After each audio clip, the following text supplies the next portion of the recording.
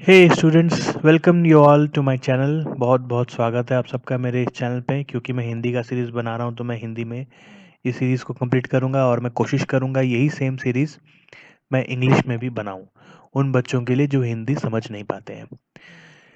ये जो सीरीज़ मैं शुरू करने जा रहा हूँ ये बेसिकली क्लास 9th का एनसीईआरटी बुक का चैप्टर सीरीज़ है, बायोलॉजी का स्पेशली, क्योंकि मैं बायोलॉजी के वीडियोज़ अपलोड कर रहा हूँ।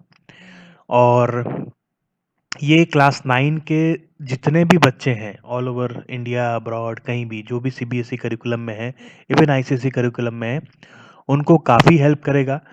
सीरीज़ में कैसे अपलोड कर रहा हूँ चैप्टर वाइज वीडियोस बना रहा हूँ। चैप्टर वाइज वीडियोस के साथ आपको की पॉइंट्स दूंगा और स्ट्रक्चर्ड नोट्स का कैसे करना है। मैं आपको स्ट्रक्चर्ड नोट्स बना के नहीं दे रहा हूँ, क्योंकि मैं ये बिलीव करता हूँ कि जब एक स्टूडेंट पढ़ रहा है, अगर वो अपना नोट्स खुद बनाए जब पढ़ाई कर रहा है, तो वो ज़्यादा इफेक्टिव होता है, 100% ज़्यादा इफेक्टिव होता है। मेरा ये बात मान के चलिए।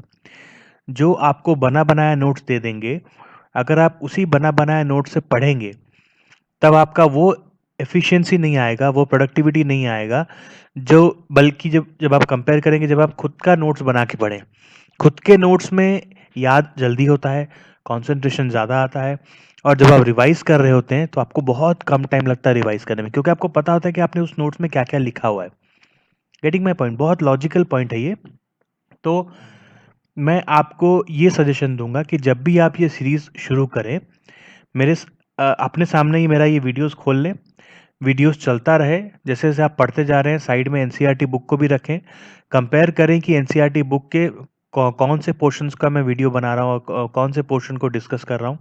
हो सकता है एक दो वीडियो ऊपर नीचे हो, बट एनसीईआरटी के जो भी चैप्टर हैं, टॉपिक वाइज ही मैं उसको कंप्लीट करूँगा। ये क्लास 9 का सीरीज़ बन रहा है। मेनली क्लास 9 के जो बच्चे हैं उनको बहुत हेल्पफुल रहेगा।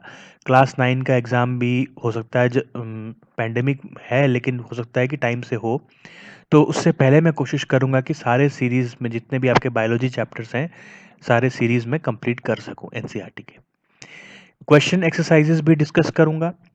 कुछ एग्ज़ाम मॉक टेस्ट या सैम्पल क्वेश्चंस हैं, वो भी डिस्कस करूँगा, क्वेश्चन पेपर इनफैक्ट। और नोट्स मैं आप लोग को बना बनाया नहीं दूंगा। ये मेरा टैक्टिस आप अपना के देखिए, आपको बहुत हेल्पफुल रहेगा। खुद का नोट्स बनाना है, और नोट्स बनाने के तरीके क्या है? बहुत सिंपल है। आपको सामने एक डायरी या नोटबुक कुछ भी लेके बैठना है। जो जो वीडियो में चल रहा है, पॉज करते करते, एनसीईआरटी बुक में देखते देखते, अपने मन से अपने पॉइंट्स वो से बनाएं जैसे आपको याद रहे। फॉर एग्जाम्पल, अगर आप सेल के बारे में पढ़ रहे हैं, सेल मेम्ब्रेन के बारे में पढ़ रहे हैं, तो इंपॉर्टेंट की पॉइंट्स क्या है? सेमी परमिएबल मेम्ब्रेन है, फॉस्फोलिपिड बाइलेयर है, उसका मतलब क्या है? फॉस्फोलिपिड बाइलेयर का मतलब क्या है? एरो मार्क दे दे के आपको करना है। ठीक है? तो ये बहुत इंपॉर्टेंट है कि जब भी आप पढ़ाई करें, अपना नोट्स खुद बनाएं। होपफुली आपको ये काफ़ी हेल्प करेगा। तो शुरू करते हैं आज का सीरीज, डिस्कवरी ऑफ सेल। ये सेल का पूरा चैप्टर है, cell the fundamental unit of life, जो आपका चैप्टर 5 है आई गेस एनसीईआरटी बुक में, कुछ जब आपका बायोलॉजी शुरू होता है तो इस सेल चैप्टर की शुरुआत कुछ इस तरह होती है कि सेल डिस्कवर कैसे हुआ। चलिए अगले स्लाइड में चलते हैं, देखते हैं। सेल जो डिस्कवर हुआ था वो बार्क, मतलब जो ट्री बार्क होता है, जो ट्री का आउटर कवरिंग होता है जिसमें डेड सेल्स रहते हैं, डेड सेल्स तो बाद में डिस्कवर हुआ, लेकिन जब वो ट्री का आउटर कवरिंग को एनालाइज किया गया, उसके थिन स्लाइस को काट के एनालाइज किया गया, तो सेल की डिस्कवरी हुई। और उस आउटर कवरिंग को क्या बोलते हैं? जो छाल होती है, बेसिकली जो ट्री की बाहरी छाल होती है, जो ट्री को प्रोटेक्ट भी करती है। ये देखिए छाल निकाल रहे हैं, और ये छाल के काफ़ी सारे यूज़ है। ये देखिए जो बॉटल का कैप बना हुआ है, ये बेसिकली इसी कॉर्क से ही बना हुआ है, तो इसको हम कॉर्क बोलते हैं। बैडमिंटन कॉर्क भी आप खेलते होंगे। बैडमिंटन कॉर्क का जो बॉटम वाला हिस्सा है वो यही है, क्योंकि ये पोरस रहता है, काफ़ी हल्का रहता है। तो ये एक्चुअली वुड ही है, बट बहुत ही नरम और सॉफ्ट वुड है। ठीक है? तो ये कॉर्क मटेरियल में पहली बार सेल की डिस्कवरी हुई। कौन महाशय ने डिस्कवर किया? रॉबर्ट हुक नाम के साइंटिस्ट थे। ये बायोलॉजिस्ट तो नहीं थे, बट हाँ, इनको एक्सपेरिमेंट्स करने में और कई चीज़ें एक्सप्लोर करने में बड़ा मज़ा आता था। एक संडे आराम से शाम को बैठे हैं, सोचे कि चलो सामने कॉर्क दिख रहा है, कहीं टूटा फूटा पड़ा हुआ था, उसको लाए। हालांकि मैं ये कहानी बना रहा हूँ, उसको सच मत समझिएगा, आपको याद रहेगा इसलिए मैं कहानी बता रहा हूँ। उनकी वाइफ को बोले कि भैया हमको 5 मिनट थोड़ा सा अकेला छोड़ दीजिए और एक गरम गरम चाय दे दीजिए, हमको कुछ एक्सप्लोर करना है। तो वो क्या किए, उनका खुद का बनाया हुआ एक माइक्रोस्कोप था। उनको लेंसेस में बड़ा इंटरेस्टेड था। उनको फिजिक्स की अच्छी नॉलेज थी, लेंस की अच्छी नॉलेज थी, मैग्निफिकेशन की अच्छी नॉलेज थी। तो वो अपना खुद का एक सेल्फ मेड माइक्रोस्कोप बनाए थे, जिसकी मदद से वो छोटे चीज़ों को मैग्नीफाई करके देख सकते थे। तो उन्होंने क्या किया, वो कॉर्क को बहुत ही थिन स्लाइस में काटा with the help of a blade और एनी क्या बोलते हैं, धार वाली चीज़ से, कोई नाइफ हो या किससे, वो मुझे पता नहीं किससे, बट काटा थिन स्लाइस ऑफ कॉर्क और उसको अपने सेल्फ मेड माइक्रोस्कोप के नीचे ऑब्जर्व करने लगे। 1665 की बात है बंधु। 1665 बहुत पीछे है, बहुत साल पहले की बात है ये। तो जब थिन स्लाइस ऑफ कॉर्क को उन्होंने देखा वो माइक्रोस्कोप में, उनको बड़ा मजा आया। क्यों? क्योंकि उनको छोटे छोटे रूम्स दिखे। रूम मतलब छोटे छोटे कंपार्टमेंट्स दिखे। और सेल का लिटरल मीनिंग अगर आप देखें तो it is nothing but a little room. एक छोटे रूम को सेल भी बोलते हैं। जेल में भी अगर आप देखेंगे, जेल को भी, जेल के जो छोटे छोटे रूम्स होते हैं उसको भी सेल बोलते हैं। तो जब उनको इस इमेज में छोटे छोटे कंपार्टमेंट्स दिखे, ये छोटे छोटे कंपार्टमेंट्स को उन्होंने सेल का नाम दिया। ठीक है, बहुत ही अच्छी स्टोरी है। चाय भी खत्म हो गई, सेल भी डिस्कवर हो गया। उसके बाद रॉबर्ट हुक के बाद, हाँ, हालांकि मैं एक चीज बताना यहाँ भूल गया, ये जो कंपार्टमेंट्स थे, यहाँ जो सेल्स उनको मिले, ये जो डिस्कवर हुए, ये सारे डेड सेल्स थे, लाइव सेल्स नहीं थे। इंपॉर्टेंट है, अभी लिविंग सेल का डिस्कवरी बाकी था। अरे भाई, सेल लिविंग है करके वो बाद में पता चला ना, तब तो नहीं पता था। तो कुछ इसके बाद सीक्वेंस ऑफ डिस्कवरीज हुई रिलेटेड टू सेल्स, और ये सीक्वेंस आपको कैसे याद रखना है डेट वाइज, वो भी मैं आपको टिप्स में बताऊंगा। 1665 में जैसा कि हमने देखा, रॉबर्ट हुक ने सेल्स को डिस्कवर किया। 1674 में एंटोनी वैन लीeuwenhoek करके एक साइंटिस्ट थे, उनको भी ऐसे ही कुछ शौक था, एक्सप्लोर करना, चीज़ों को देखना। और जूलॉजी में और बायोलॉजी के कई सारे टॉपिक्स में उनको खिताब मिला है, उन्होंने कई सारे रिसर्च किए हैं। ये एक दिन क्या किए, पॉन्ड वाटर, पॉन्ड के जो नदी है, या नदी तो नहीं बोलेंगे, तालाब या नदी ऐसा कुछ है, वहाँ पर जाके बैठे, सोचे कि पानी में को थोड़ा सा देखा जाए, थोड़ा सा सैंपल लेके घर आए। उनका भी एक खुद का माइक्रोस्कोप बना हुआ था, सेल्फ मेड माइक्रोस्कोप, लेकिन वो थोड़ा सा इम्प्रोवाइज्ड वर्जन था। रॉबर्ट हुक का जो माइक्रोस्कोप था उससे बेटर वर्जन था। तो वो अपने इम्प्रूव्ड माइक्रोस्कोप से उस पॉन्ड वाटर को देखने लगे कि भाई इसमें है क्या, देखें तो सही मैग्नीफाई करके। जब वो देखे तो उनको कुछ सेल्स, मूविंग सेल्स दिखाई दिए, फ्री लिविंग सेल्स। तो इन्होंने 1675 से 1674 में फ्री लिविंग सेल्स को डिस्कवर किया पॉन्ड वाटर में। अब सेल के अंदर न्यूक्लियस होता है, ये किसने डिस्कवर किया? 1831 में रॉबर्ट ब्राउन ने किया। काफी सारे स्टूडेंट्स यहाँ कंफ्यूज हो जाते हैं, Robert Hooke, Robert brown. Confuse नहीं होना है, मैं आपको जब टिप्स बताऊंगा कि कैसे याद रहेगा तो आसानी से आपका कंफ्यूजन दूर हो जाएगा। ठीक है, तो रॉबर्ट ब्राउन ने डिस्कवर किया न्यूक्लियस इन 1831। फिर परकिंजे, ये बहुत ही मशहूर साइंटिस्ट थे, इन्होंने प्रोटोप्लाज्म करके एक टर्म बताया कि सेल के अंदर जो भी सब्सटेंसेस है, वो सारे सब्सटेंसेस को कलेक्टिवली हम बताएंगे प्रोटोप्लाज्म। प्रोटो मतलब क्या? प्रोटो मतलब प्रिमिटिव, बहुत पहले, प्लाज्म मतलब फ्लूइड। तो ये फ्लूइड जो है बहुत उस समय काफ़ी सारी चीज़ों को मिला के बना हुआ था सेल के अंदर। न्यूक्लियस, साइटोप्लाज्म, ऑर्गेनल्स, ग्रैन्यूल्स सब मिला के, सेल मेम्ब्रेन सब मिला के, तो उसको प्रोटोप्लाज्म बोलते थे। अभी भी प्रोटोप्लाज्म साइटोप्लाज्म में डिबेट चालू है कि प्रोटोप्लाज्म साइटोप्लाज्म सेम है कि अलग अलग है। कुछ साइंटिस्ट बोलते हैं सेम है, कुछ साइंटिस्ट बोलते हैं अलग है। जब हम डिस्कस करेंगे वो मैं आपको बताऊंगा आपको बाद में।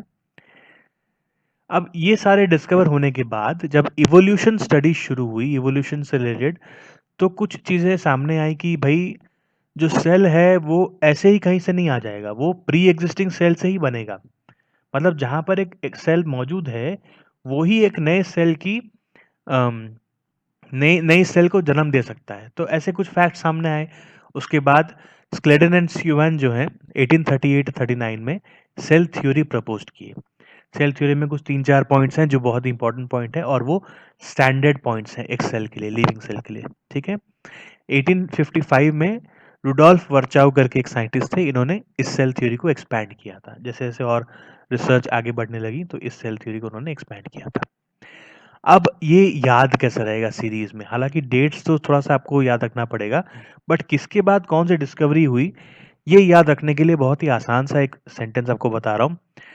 Robert landed Russia with a packet of sweets and vegetables. इसको और कुछ काम नहीं था, ये रशिया जाके लैंड किया with the help of sweets और वेजिटेबल्स। हो सकता है रॉबर्ट हमारा इंडियन बंदा हो,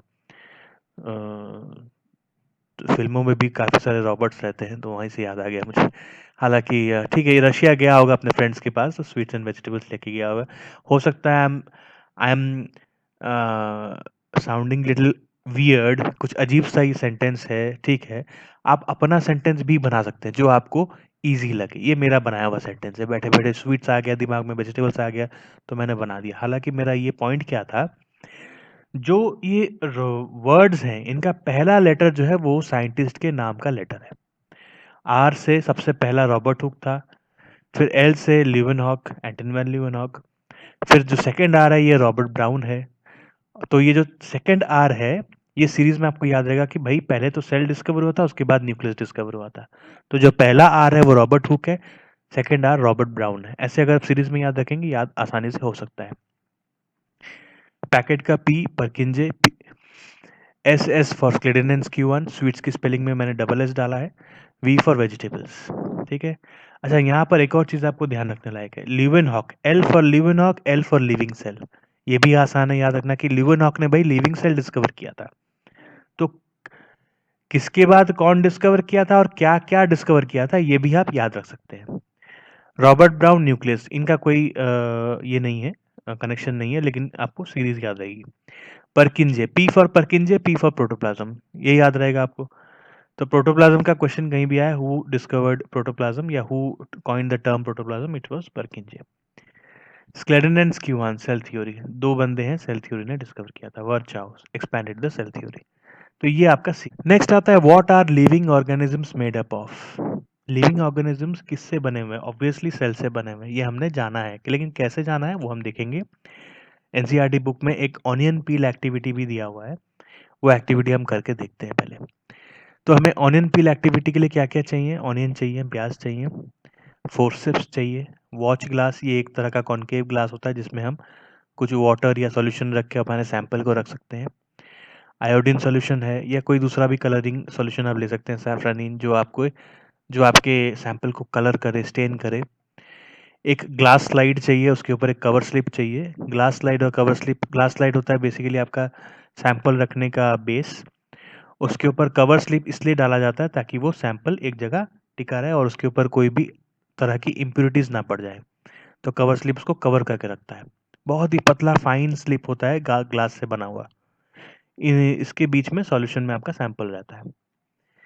कुछ फिल्टर पेपर चाहिए एक्स्ट्रा वाटर को एब्जॉर्ब करने के लिए, और कंपाउंड माइक्रोस्कोप चाहिए। ये बहुत ही सिंपल सा माइक्रोस्कोप है जो सनलाइट की मदद से, यहाँ पर ये जो नीचे मिरर देख रहे हैं आप, ये मिरर के ऊपर सनलाइट गिरती है, सनलाइट रिफ्लेक्ट होती है इस स्टेज के ऊपर, यहाँ पर आपका सैंपल रखा होता है, और ये जो ऑब्जेक्टिव लेंस देख रहे हैं, ये ऑब्जेक्टिव लेंस आपका मैग्निफिकेशन आपको दिखाता है, आईपीस है यहाँ पर, यहाँ पर आप अपना आंख रख के मैग्नीफाइड इमेज को देखते हैं, ठीक है। माइक्रोस्कोप किसी और वीडियो में मैं आपको समझा दूंगा कैसे यूज़ करना है, क्या उसके पार्ट्स होते हैं। तो फिलहाल हम देखते हैं ऑनियन पील एक्टिविटी। अच्छा हाँ, तो ये एक्टिविटी क्या है वो तो बता दूं पहले आपको। आप क्या करेंगे, ये ऑनियन पील के ऊपर का जो पतला सा स्किन है, वो स्किन को फोर्सेप की मदद से लेके इस वाटर ग्लास पे रखेंगे, एक छोटा सा टुकड़ा, बहुत ज़्यादा बड़ा नहीं, बहुत ज़्यादा छोटा नहीं, एकदम मीडियम साइज का छोटा सा टुकड़ा। इसके ऊपर आप आयोडीन सॉल्यूशन देंगे, कुछ देर रख देंगे उसको आयोडीन सॉल्यूशन में, थोड़ा सा वाटर भी डालेंगे। आयोडीन जब एब्जॉर्ब हो जाएगा उस सैंपल में, तो उसको स्टेन कर लेगा। उसके बाद ये ग्लास स्लाइड के ऊपर रख के उसके ऊपर थोड़ा सा वाटर दे के ये कवर स्लिप को हम रखेंगे। ध्यान रखिएगा कि कोई भी बबल फॉर्मेशन ना हो। कवर स्लिप रखने का एक तरीका होता है, वो भी मैं आपको अलग से वीडियो में दिखा दूंगा। जो एक्स्ट्रा वाटर है उसको आप एब्जॉर्ब कर लें with the help of filter paper, इसको एब्जॉर्बेंट पेपर भी हम बोलते हैं। फिर इस ग्लास स्लाइड को आपको स्टेज के ऊपर रख के मैग्नीफाइड इमेज देखना होता है। तो ये इमेज कुछ इस तरह दिखेगा आपको। हालांकि यहाँ पर ये जो है नॉन स्टेन्ड इमेज है, जहाँ पर हमने कलरिंग एजेंट यूज़ नहीं किया है, और ये आपकी स्टेन्ड इमेज है जहाँ पर आपने कलर यूज़ किया था। तो यहाँ क्लियरली आपको दिख रहा है कि ये सेल्स, ये देखिए ये है सेल्स, ये है प्लांट सेल्स, क्योंकि onion is a comes under plant, right. तो ये प्लांट सेल्स है जिसकी चारों तरफ सेल वॉल है, और ये बीच में आपको गोल का स्ट्रक्चर जो दिख रहा है ये न्यूक्लियस है।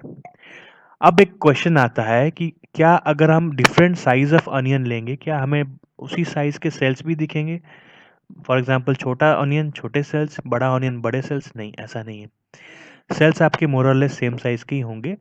हाँ, नंबर ऑफ सेल्स बढ़ जाएंगे। अगर बड़ा ऑनियन बल्ब है, ऑनियन ले रहे हैं, तो नंबर ऑफ सेल्स बढ़ जाता है, लेकिन ये जो सेल्स हैं ऑलमोस्ट इनका साइज मोर और लेस सिमिलर रहेगा दोनों टाइप्स ऑफ ऑनियन में। तो ये हमें प्रूव कराता है कि जो बेसिक यूनिट है लिविंग ऑर्गेनिजम्स का, लिविंग स्ट्रक्चर्स का, वो सेल्स है। अब organisms what are they made up of, ये हमको कैसे मतलब पता लगता है कि ना सिर्फ ऑनियन ही सेल्स से बना हुआ है, बाकी दूसरा ऑर्गेनिजम्स भी सेल्स में बने हुए हैं। काफ़ी सारे और भी एक्सपेरिमेंट्स हुए हैं जिससे हमें पता लगता है कि अल्टीमेटली एक ऑर्गेनिज्म जो है बहुत सारे ऑर्गन सिस्टम से बनता है। फॉर एग्जांपल हम खुद, हमारे अंदर बहुत सारे ऑर्गन सिस्टम्स हैं। क्या क्या? Respiratory system, circulatory system, then nervous system, respiratory system, कई तरह के सिस्टम है। हर सिस्टम अपनी तरह से काम कर रहा है, तब जाके हमारा बॉडी काम करता है। हर ऑर्गन सिस्टम बहुत सारे ऑर्गन से बना है, और हर एक ऑर्गन बहुत सारे टिश्यूज से बना है, और हर एक टिश्यू बहुत सारे सेल से बना है। तो हम ये इंडिविजुअली पढ़ेंगे, हमारे जैसे जैसे हायर स्टडीज बढ़ता जाएगा। अभी हम सेल्स के बारे में पढ़ रहे हैं, फिर हम पढ़ेंगे टिश्यूज के बारे में, फिर हम पढ़ेंगे टिश्यूज का आई थिंक एक और चैप्टर भी है आपके इस सिलेबस में, टिश्यूज के बारे में। फिर हम पढ़ेंगे ऑर्गन्स के बारे में, फिर ऑर्गन सिस्टम्स के बारे में, और हायर स्टडी जाएंगे तो हम ऑर्गन सिस्टम्स कैसे काम करता है वो भी हम देखेंगे। तो हम डिटेल में बायोलॉजी में एक्चुअली पढ़ते यही हैं कि हर लेवल पे क्या काम हो रहा है। सेल को बेसिक यूनिट ऑफ लाइफ क्यों बोला जाता है? क्योंकि सेल लेवल तक आपको जो लिविंग कैरेक्टरिस्टिक फीचर्स हैं, वो सारी लिविंग कैरेक्टरिस्टिक फीचर्स दिखती हैं। जैसे कि मिस्टर ग्रीन, मिस्टर ग्रीन एक वर्ड है जो आपको सारे लिविंग कैरेक्टरिस्टिक फीचर्स याद रखने में हेल्प करता है। M for metabolism, R for reproduction, G for growth, R for respiration, E for excretion, E for excitability, N for nutrition. ये सारी जो लिविंग कैरेक्टरिस्टिक फीचर्स हैं वो एक लिविंग बीइंग में दिखाई देती हैं, तभी जाके हम उस चीज़ को लिविंग बोलते हैं, राइट? ये सब चीज़ आपको लैपटॉप में नहीं दिखेगा, ये सब चीज़ आपको एटम्स में नहीं दिखेगा, मॉलिक्यूल में नहीं दिखेगा, ये सब चीज़ आपको कंपाउंड्स में नहीं दिखेगा। तो सेलुलर लेवल तक हमें ये सारी फीचर्स दिखती हैं, इसलिए हम सेल को लिविंग बोलते हैं। इसलिए हम बोलते हैं cell is the basic unit of living organism. Cell में दिखता है, ऑर्गन्स में दिखता है, टिश्यू में दिखता है, ऑर्गेनिज्म में दिखता है। समझ आ रहा है बात? मैं I hope I am not complicating the topic. मैं बहुत इजीली समझा रहा हूँ आपको कि सेल को बेसिक यूनिट ऑफ लाइफ क्यों बोलते हैं। इसीलिए बोलते हैं क्योंकि सेल लेवल में आपको लिविंग ऑर्गेनिजम्स के सारे फीचर्स दिखाई देते हैं। अगर आप उसके नीचे फीचर्स में जाएंगे, सेल किससे बना हुआ है? ऑर्गेनल से बना हुआ है। ऑर्गेनल में आपको ये सारे फीचर्स एक साथ नहीं दिखेंगे, ठीक है? अब लिविंग ऑर्गेनिजम्स मेनली आपको दो कैटेगरी में डिवाइड किए गए हैं, प्रोकैरियोट्स एंड यूकैरियोट्स। यहाँ पर आप देख सकते हैं लिखा हुआ है सामने, प्रोकैरियोट्स, यूकैरियोट्स। प्रो मतलब प्रिमिटिव, पुराने, कई बिलियन ईयर्स पहले ये अपना एग्जिस्टेंस बना के रखे थे। कैरियोट्स वर्ड जो है कैरियन से आया है, कैरियन मतलब न्यूक्लियस। तो प्रोकैरियोट्स एक ऐसे ऑर्गेनिज्म है जिसमें कि कोई भी डिफाइंड न्यूक्लियस नहीं रहता है। डिफाइंड न्यूक्लियस क्या मतलब?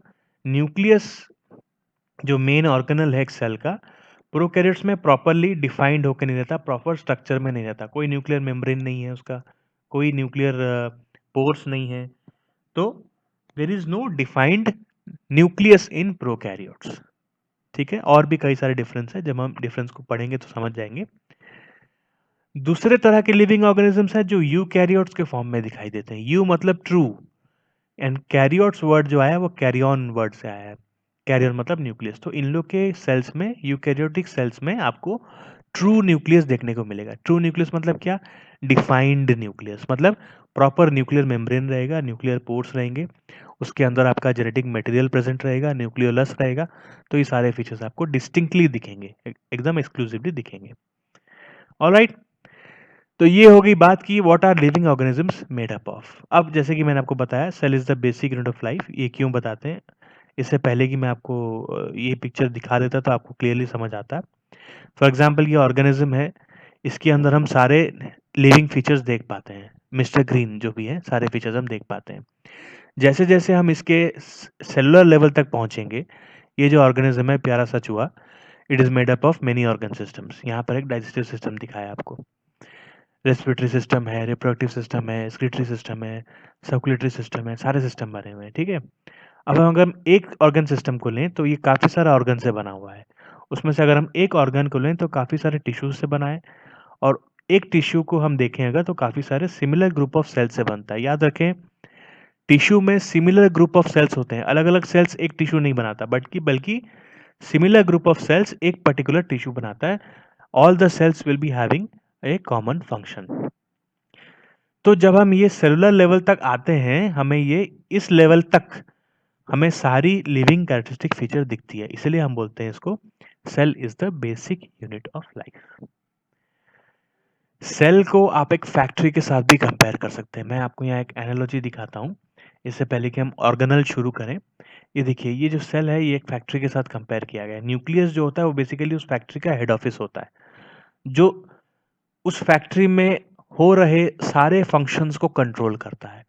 न्यूक्लियस ही है जो कमांड्स एग्जिट करता है, मतलब कमांड्स सारे डिपार्टमेंट्स को देता है। एक फैक्ट्री में बहुत सारे डिपार्टमेंट होते हैं, पैकेजिंग डिपार्टमेंट होता है, लेबर डिपार्टमेंट होता है, ट्रांसपोर्ट डिपार्टमेंट होता है, एनर्जी जनरेटर डिपार्टमेंट होता है, मतलब जो आपका इलेक्ट्रिसिटी जनरेटर वाला डिपार्टमेंट है, और तो अलग अलग डिपार्टमेंट्स होते हैं। हर डिपार्टमेंट को इंस्ट्रक्शन कौन देता है?